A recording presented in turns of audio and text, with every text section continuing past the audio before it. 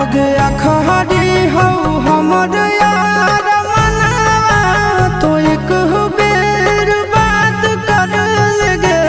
आगे सुना यारवा हो भरती पटनवा में आके मुलाकात कर लगे आगे सुना यारवा हो भरती पटनवा में आके मुलाकात कर लगे आगे चली जाइबौ छोड़ी के